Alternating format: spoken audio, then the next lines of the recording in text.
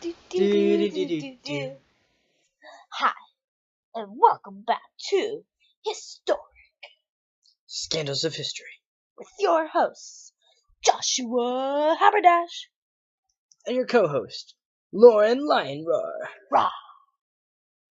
Today, we are going to take you back in time to the Nixon Watergate scandal. Now, this is one of the most important scandals in American history. Why is that, Josh? Has something to do with a president and secrets, and why don't you tell us more about that, Lauren? Well, let's give you a quick thesis statement about it. President Nixon was this president who really loved being president, and is about getting time for elections. Now, like most presidents, they will do slash campaigns. They do not want to leave the White House. I wouldn't either. Would you, Josh? Would you do it? Nope, I'd stay in it. Would you do what he did? What did he do?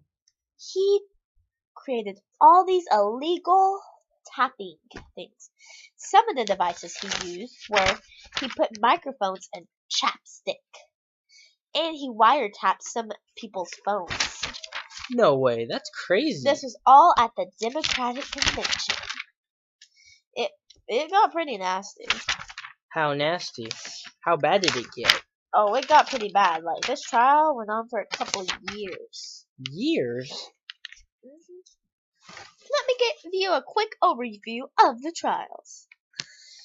So, we start off in June of 1970.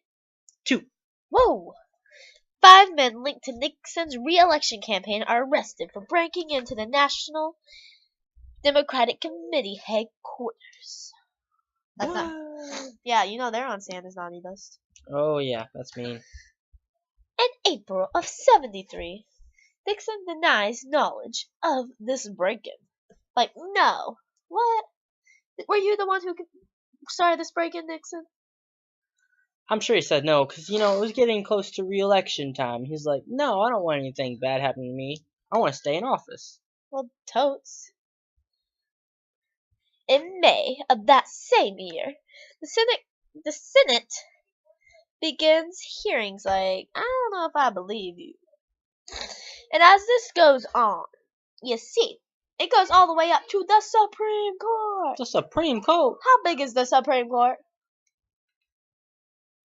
It only has a few people, but they have a lot of power. Anyway, as we continue. So, as the hearings went on and all that, they're like, well, let us see these tapes. We want to hear it. We want to know what you were doing. And Nixon's all like, No. and because he didn't want to be connected, because he's like, I am on these tapes. I will not let this happen. Because if he kept the tapes, and he could technically be president again, right? He could be impeached. What? What does that mean? It means he would basically get prosecuted and be like, you're a bad person. Yeah.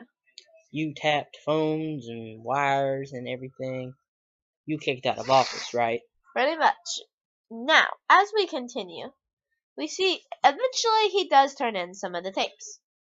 And not Congress, the branch keeps wanting more and more tapes. They're like, we know you got more. And he's like, no, I don't. He's like, well, actually, I do. Here. And so anyway, eventually we get to November of 73. There is an 18.5-minute gap found on one of the tapes. To this day, no one knows what were on those tapes. Wow. It's a long time. So, after all these transcripts were released and all that, the move for him, he was about to be impeached by the House of the Judiciary Committee. Because they're like, you out. No, I bet nobody liked him then. So, on August 9th, he declared his resignation speech because he did not want to be impeached. He's like, nope, I'm not going to go down with that. Nope. I may have this scandal on my name, but no. So, He quit as president. so he couldn't be fired. So, that's all for this water break scandal. Next week, we'll talk about another impeached president, Mr. Bill Clinton! Yay! And we'll talk about that scandal. Bye! See you next time. And be ready for another hot scandal.